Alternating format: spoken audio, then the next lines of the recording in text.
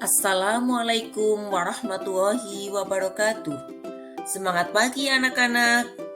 Mari kita lanjutkan pembelajaran IPA kelas 7 ini pada materi ekologi dan keanekaragaman hayati Indonesia.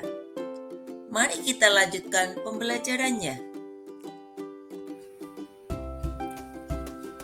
Tujuan pembelajaran pada materi ini adalah setelah kalian mempelajari materi ini, diharapkan kalian mampu 1. Menganalisis pengaruh lingkungan terhadap makhluk hidup. 2. Mampu menganalisis interaksi antara komponen penyusun suatu ekosistem. 3. Mampu menjelaskan perbedaan keanekaragaman hayati Indonesia dengan belahan dunia lainnya. 4. Mampu menganalisis pengaruh manusia terhadap ekosistem. Dan yang kelima, mampu menjelaskan pentingnya konservasi keanekaragaman hayati. Materi yang akan kita pelajari pertama kali di sini adalah pengaruh lingkungan terhadap suatu organisme.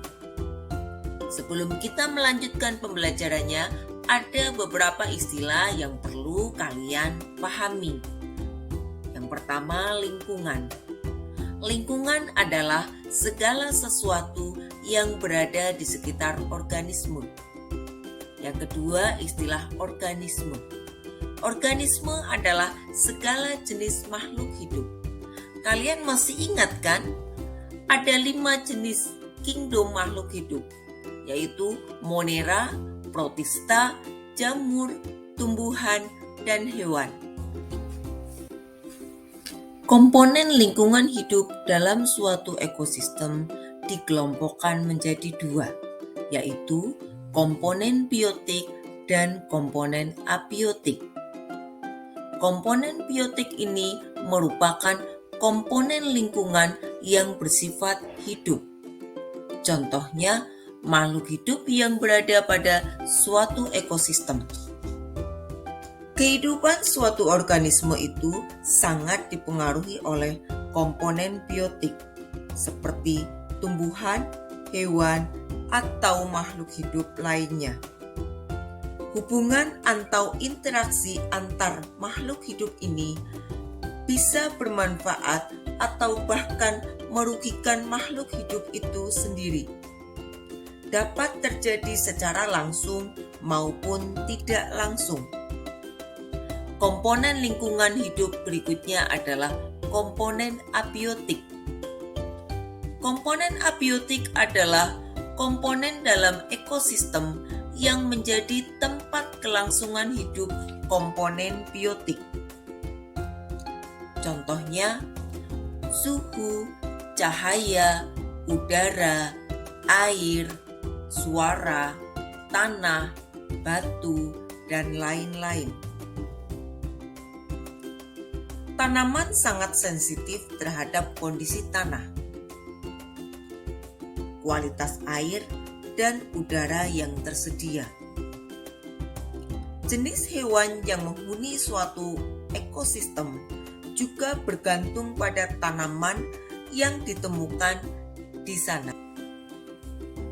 Selanjutnya, kita belajar mengenai interaksi antara komponen penyusun ekosistem. Kita pahami dulu ya istilah-istilah yang berkaitan dengan hal ini. Istilah yang pertama, ekosistem. Ekosistem adalah suatu sistem di mana terjadi hubungan atau interaksi saling ketergantungan antara komponen-komponen di dalamnya.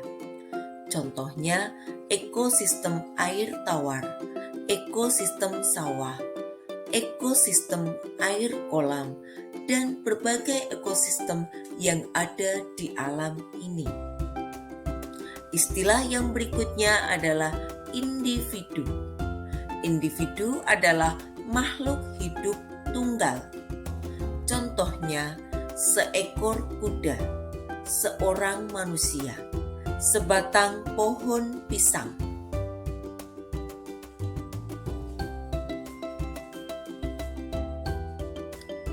Populasi adalah kumpulan individu sejenis yang berinteraksi di tempat tertentu.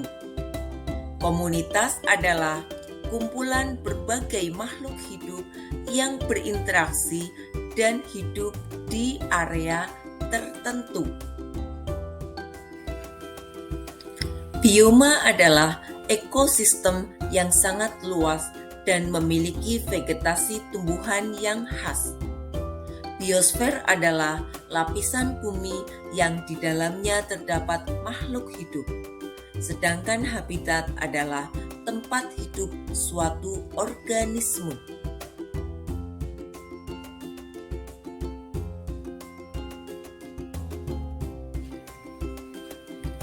Rantai makanan adalah proses perpindahan energi dari satu makhluk hidup ke makhluk hidup lainnya melalui proses makan dan dimakan. Pada gambar di samping ada gambar rantai makanan, yang mana ada tanaman padi sebagai produsen dimakan oleh belalang. Kemudian belalang dimakan katak, katak dimakan oleh ular, dan ular dimakan burung elang.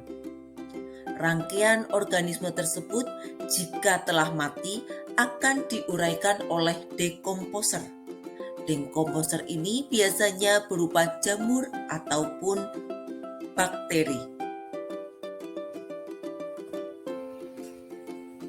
Jaring-jaring makanan adalah beberapa rantai makanan dalam suatu ekosistem yang saling berhubungan.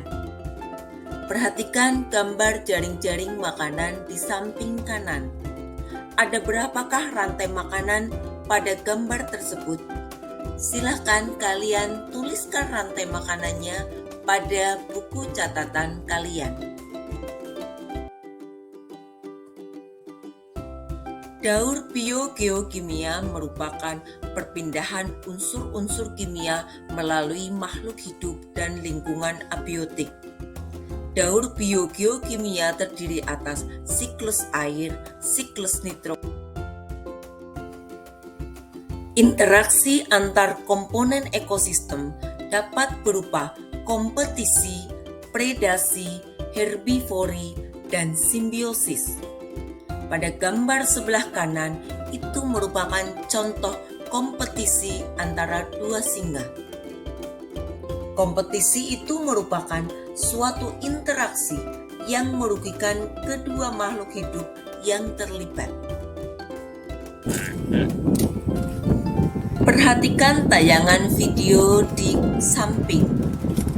Pada video tersebut merupakan contoh predasi antara singa yang memaksa anak kerbau.